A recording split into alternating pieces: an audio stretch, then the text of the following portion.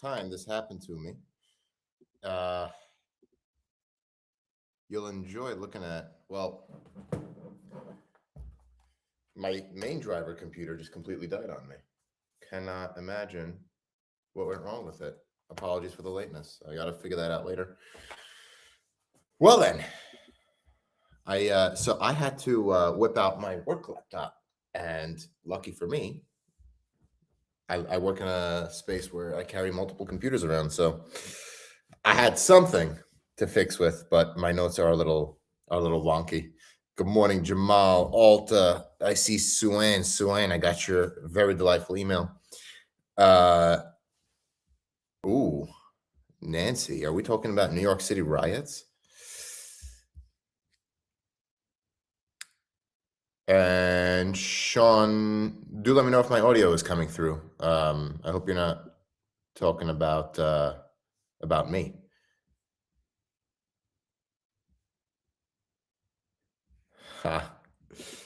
Well, listen, Robert, lateness was only 4 minutes.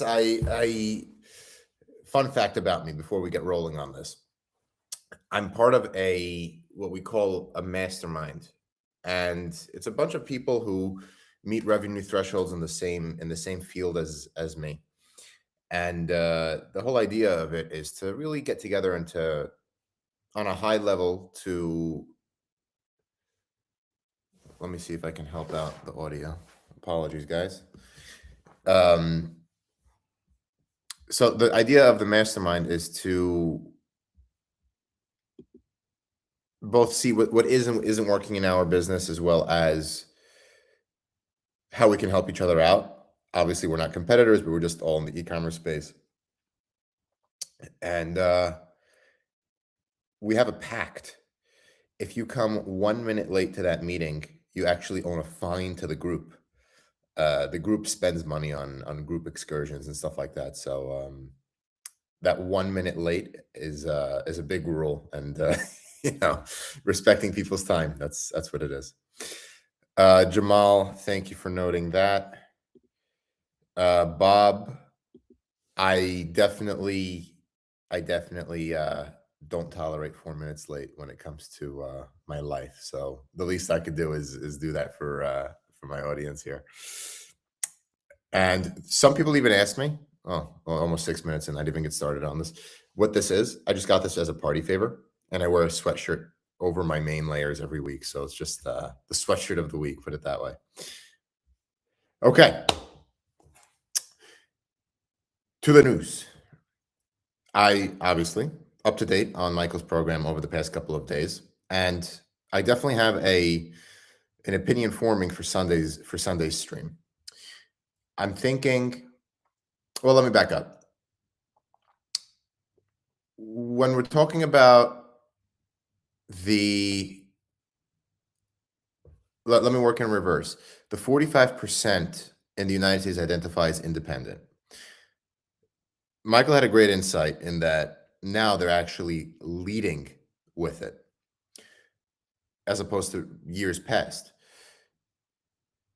I have a deeper insight, and it's one that I can relate to personally. Let me see if I'll share my screen on this.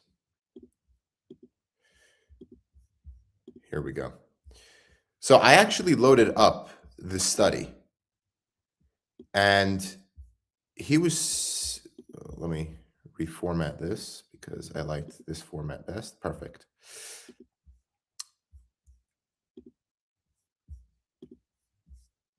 Michael took very much interest in this, where the Republican where the independents were increasing as you got younger. Now, something I'm skeptical of. See, I was born in 96. If you go according to John Haidt, John Haidt considers Gen Z as far back as 1995. But here I'm actually on a cusp of a millennial. Anyways, point aside, I would not be surprised if the younger people are not really independent and a lot more afraid to admit that they're one or the other. The way it would usually go is somebody would come up to us and somebody would ask, do you identify more as a Republican or a Democrat? You'd probably profile the guy who's asking you, calculate which answer would please them, and then say, you know what? I'm going to tell them what they want to hear. Or if I really want to take a chance, I'm just going to say I'm an independent. I could go this way or that way, but my beliefs are my own. What I think you're seeing here with the increased percentage of independence is not more independent thinking like he insinuated. I think it's more of a shielding of your political beliefs. I also think it's reflective of an era where everything became a lot more polarized. I remember, just this is me as a political junkie, watching CNN at the ages from 10 to 15, thinking that was the centrist point of view until the 2016 election came along. And I was like, now we're going a little more left, a little more left, a little more left, a little more left. But the polarization and the deterioration of the system is something a lot of people my age didn't see. The only reason why I saw it was because I was very politically conscious very early. I knew my politics well into 5th grade. Well, so there was,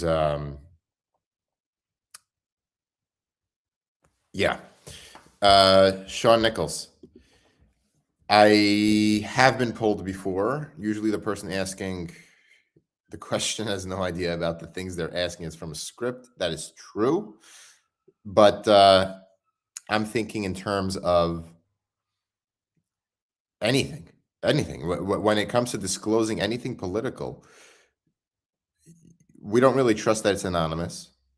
Everything is being tracked, be it by IP or by device. You don't know how that data is going to be used by big tech, by whoever you're submitting the data to. You just simply don't know. And again, this is me and my thinking, and I don't think it's just me. I think this is an age kind of thing. How much you have to shield it. Doxing is now a thing. Publicizing the wrong political belief became a thing more recently when you're looking at millennials and Gen Z's function. That's indisputable. But what I think you're seeing there is not necessarily more independent thinking. I think you're seeing more of a reflection of the culture we grew up in. That's my insight there. And here we go. Jamal, I am an independent on every topic. I'm almost universally pro-choice. Don't like something, don't participate, but stay out of my right to do it. Aren't we all there, man? Okay. That's just one insight I had about the independent survey yesterday. I did realize there was another feature when it came to Michael's program on Admiral Stavridis. I believe the last stream on Monday, I began by saying, just what is going on with this whole Greenland thing? What's the ups? What's the downs? Why bother? And, frankly, I got it. Michael and the Admiral did a fantastic job of outlining what the value there was. Now, do you think, I don't know why Michael's so fixed on having Greenland become a state, but I definitely think there's going to be an increased presence there. I don't think there's going to be a military takeover. That's just too far beyond the pale. Trump cannot lose the world. As crazy as he likes to do things, he's not going to lose the world to it. And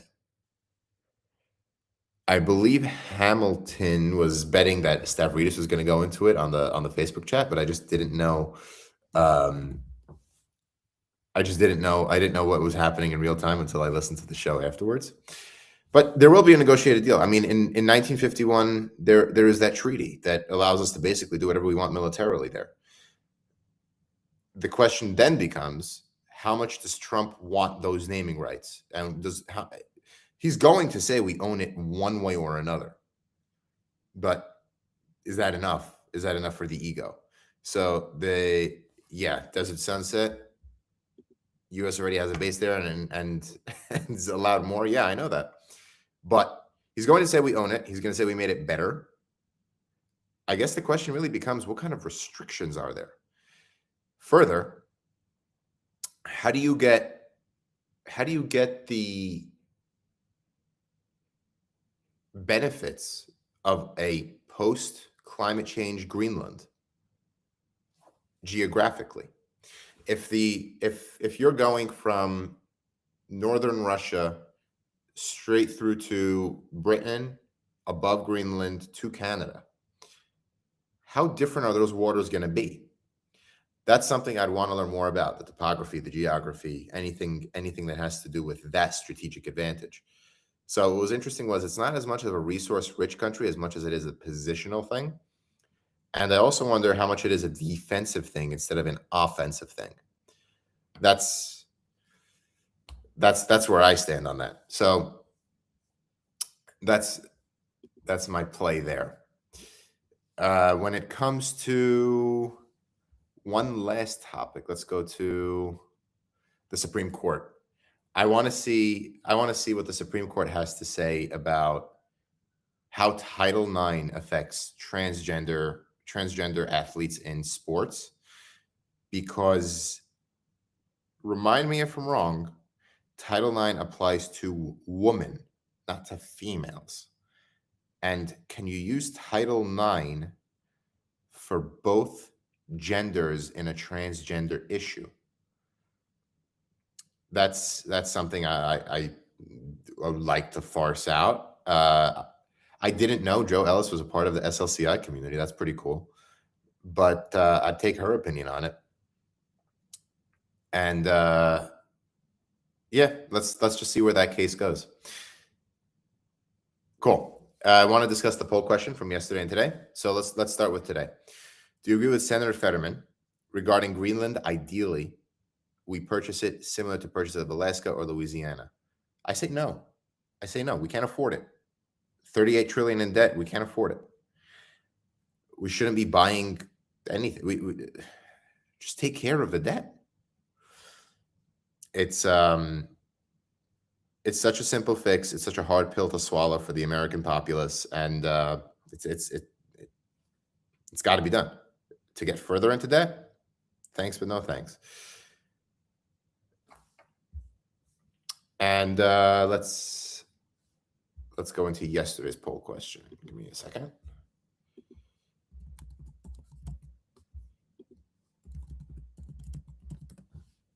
Sorry, guys. I would have had it all ready for you if my other computer was cooperative. And while we do that,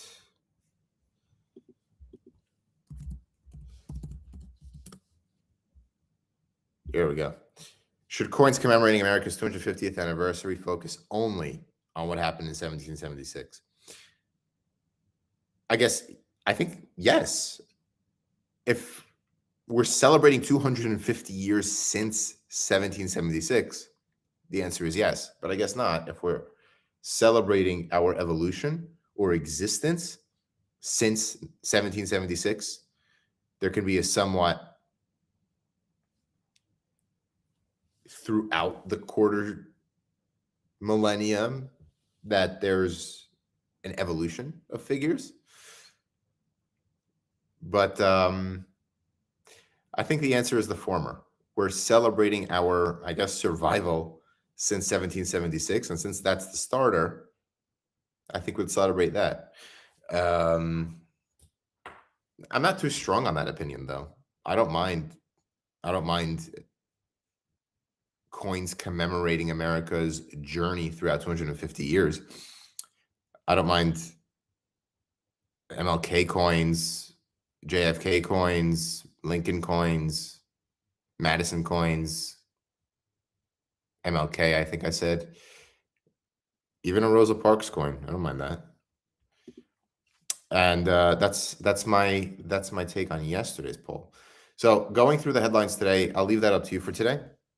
I just want to spend a couple minutes on a different housekeeping stuff. I'll bring you guys on if you'd like, and we will, and then we'll close it out. So I was thinking for Sunday, I'm going to prepare something that I see in the news, a lot like last week, something like my overall analysis on what's going on with the Supreme Court or Greenland, or maybe Iran would evolve by then.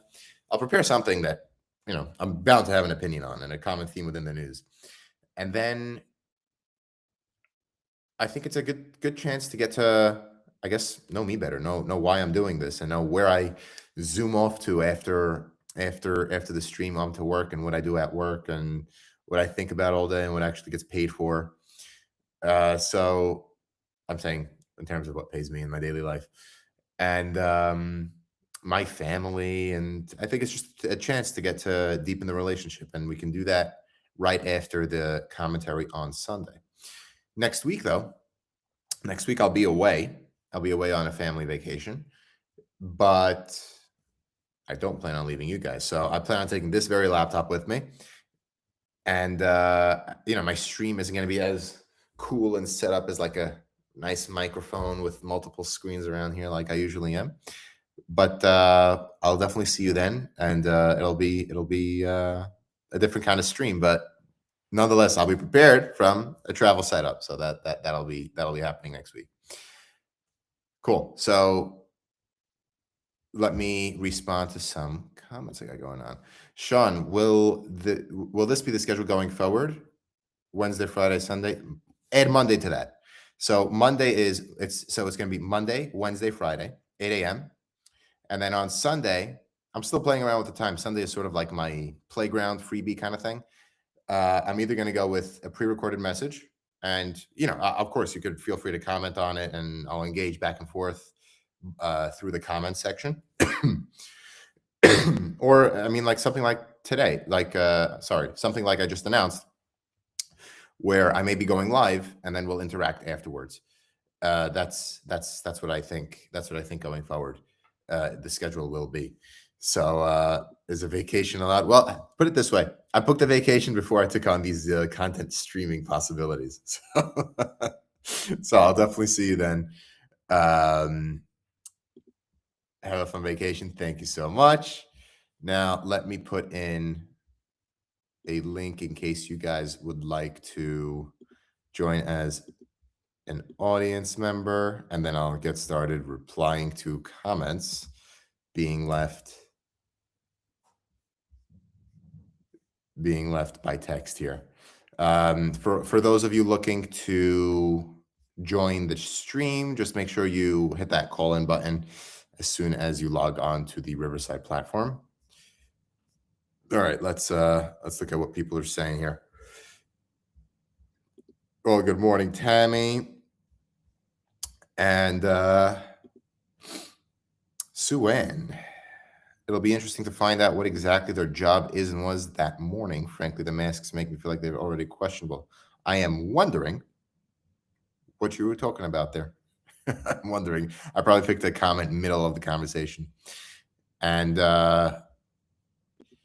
Alta, I believe she thinks the Greenlanders should have a say in their destiny. Anything should be ratified by some sort of referendum there, that's for sure. But, now that I'm thinking about it, Admiral Stavridis said, no, it was in Michael's newsletter that the U.S. was entertaining the idea of $100,000 per Greenlander. And if you take 56,000 Greenlanders times 100,000, right? That's the right amount of zeros. So that's million, billion, 5.6 trillion. Is it worth 38 trillion in debt to add another 5 and we get Greenland? What do we get back? Are we getting back any money? What's the return on investment there? That's my question for you. If we go ahead and save NATO because we have Greenland, or is that a return on investment? 5 trillion. I don't know if I'm comfortable with that fiscally, especially if we have the treaty of 1951. Why? So that's my say there.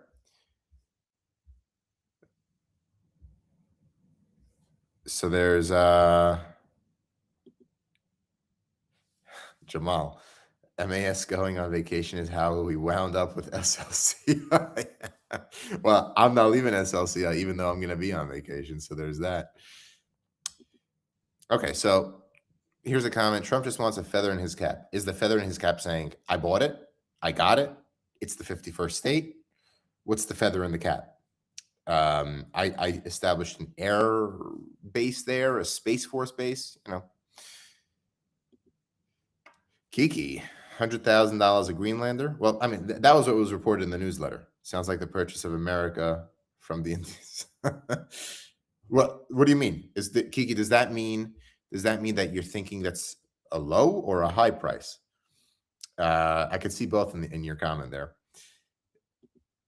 Robert saying a return on investment is a huge headache. Well, if we're going to bounce $5 trillion, there better be a good reason for it. And hey, I'm looking at it from a return on investment perspective. We're not in the business of just shelling out money, right? I mean, so what? We're going to borrow more money from China so that we can buy Greenland to probably help our defenses against China's ally. Think about it.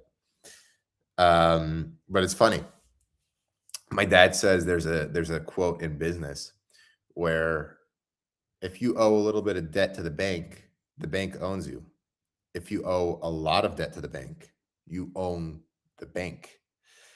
So imagine America defaults on their loans to China, or America just says, I'm not paying it back. American economy, of course, would take a catastrophic hit, but who would be more in the hole, if you know what I'm talking about? Like who would be left holding the bag, the hot potato? That'll be China. So I guess it's a sense of mutually assured destruction on that. Kiki, I believe Greenland wants nothing to do with us. I'll tell you that. Nothing to do with us. As far as those 54,000 people there. Nothing. So, and that's exactly what I'm talking about. The president with Deutsche Bank, it's the same thing. He took out loads of debt with Deutsche. And we know, especially the people on this chat, we know how that ended up. So I'm going to respond to just a few more, and then we'll go about our day, guys.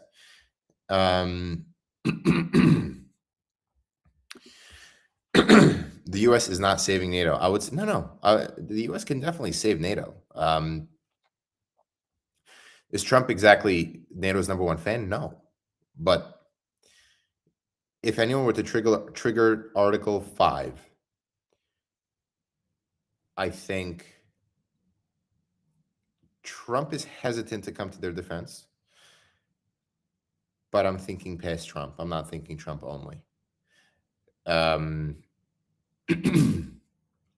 I think NATO, for now, is a safe bet to stay together. Trump may posture, may delay a response, but we're going to have to see on that. And, as an American, I don't think it's exactly nice that we're the only ones that triggered Article 5 and they came to our rescue, while it's a question mark if we'll come to anyone else's. That's my take there. Let me take one more. Let's make it a good one. And right, Jamal. Yeah, Jamal. Article 5 is not automatic. No, it's not automatic. But what I'm saying is, if one were to trigger Article 5, that's my take on it. At best, right now, with Trump at the helm, we're a question mark.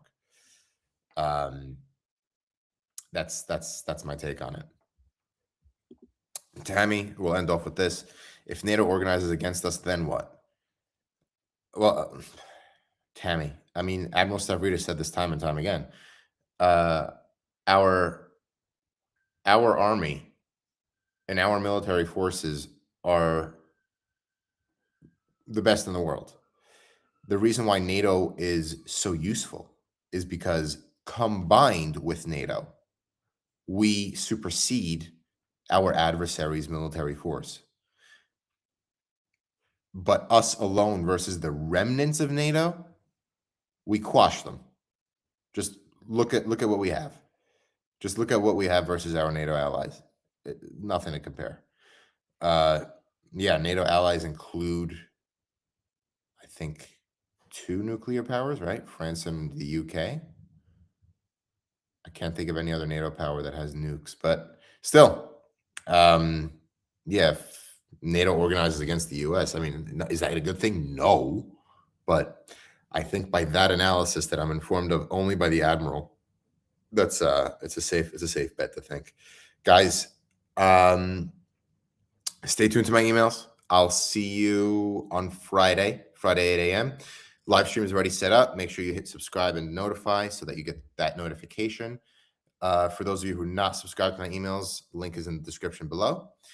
And I will see you Friday, and then we'll do a live on Sunday where we can interact more. Guys, have a great day. See you soon.